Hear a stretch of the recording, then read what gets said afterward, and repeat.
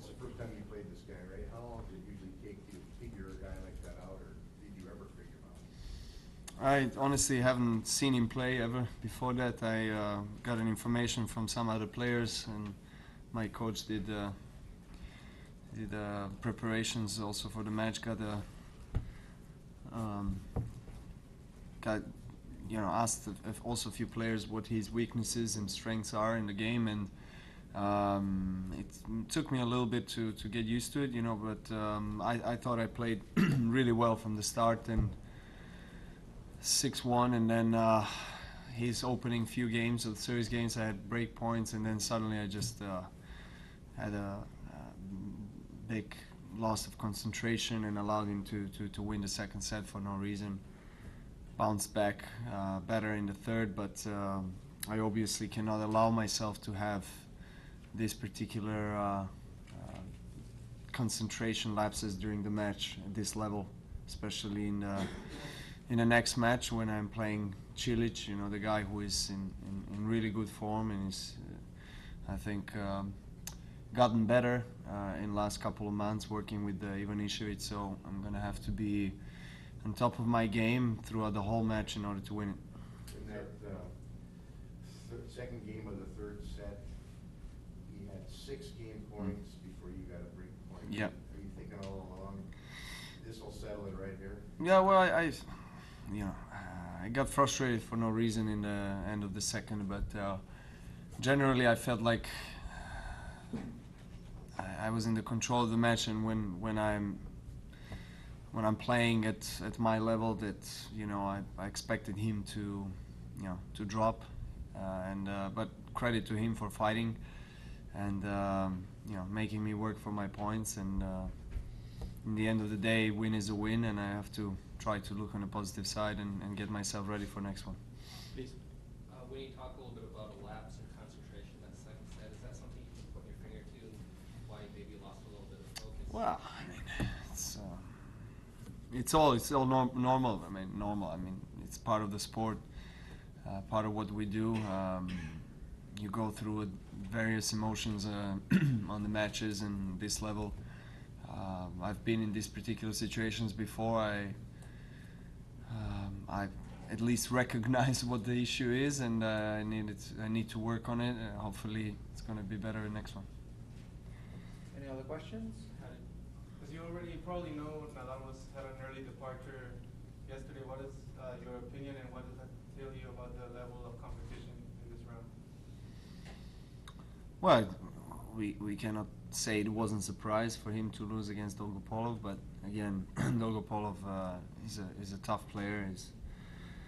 He's very flashy, so he has a bit unorthodox game, and if he's on, he can really win against anybody. So that proves it yesterday.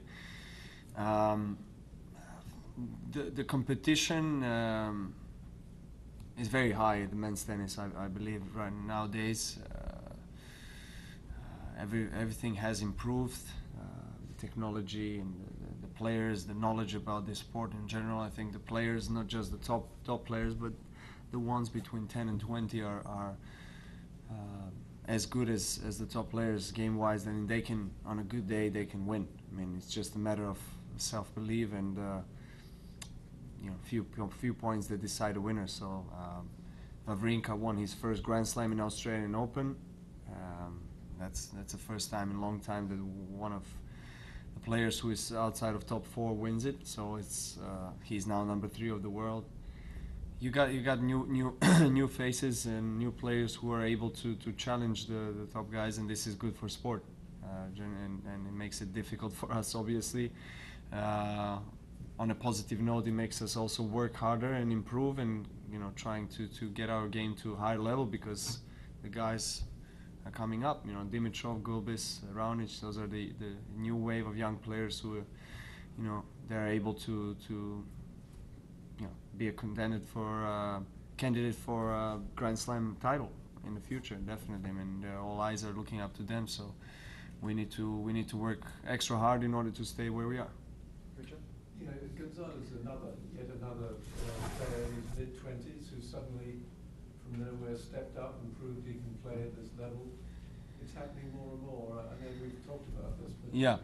you know, It wasn't happening for many years. I think if you look at the stats and records of the last 10 years, you don't have many young players who made this a big step towards eventually winning a Grand Slam title or getting to the top 3 of the world. So now it's happening more, but it's definitely much more difficult. I don't want to say it's not going to happen again to have a 17-year-old Grand Slam winner like it was a case in times of Becker and Chang and so forth, but it's it's highly unlikely nowadays because it's so much more physical than just skills and talent. You have to be really mature in physical, mental, emotional way in order to win a Grand Slam and to get yourself in #1 of the world. Correct? Novak, as good a player as Marin is and as tough as an opponent as he is, surely the one positive is that at least you know what to expect when you're going against him. Having both of you been around for so long, etc., compared to somebody like today. Yes, I've played him several times on different surfaces. We haven't played each other for quite a long time. He started working with Goran, and as I said before, you can feel and you can notice the improvement in his game. He's more aggressive. He comes to the net. Well, he's a big guy, and that's what you expect from him. To serve big and come to the net. He's using his serve as a big advantage nowadays, and also I feel like he's moving better on the court than he did before. Obviously, he had this injury, and then he was absent from the tour for several months. But since he came back, he's a stronger player. I've been watching him playing some big matches. He won against Murray in Rotterdam, straight sets. So he can definitely play, and he can not just play. I mean, he can win against top players. That's why I do not even for a second underestimate him, and I'm coming into the match knowing that I'm going to have to playing on top of my game in order to win that match, and I'm going to get myself ready for it. Last question, please. Yeah. Looking at this place, is there a fondness? I think it was 2007 when you got here, went all the way to the final, and you went on to Miami. This was kind of the beginning of something in 2007. Do you look back on that at all? It was a break you were through already. It was a breakthrough for a lot of us relative to you. Absolutely. These tournaments have the special place in my career.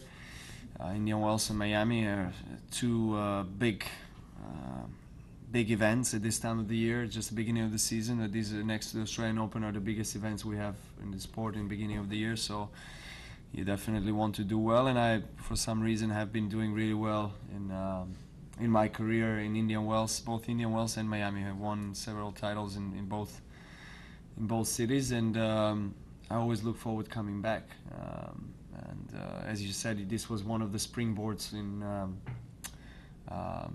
for my future success that I had. And back in 2000, I think, was it 7? I played finals, and then I went to win Miami. That was a huge confidence boost for me, and I definitely can use that as a positive impact on every time I step on the court. Thank you very much. Thank you.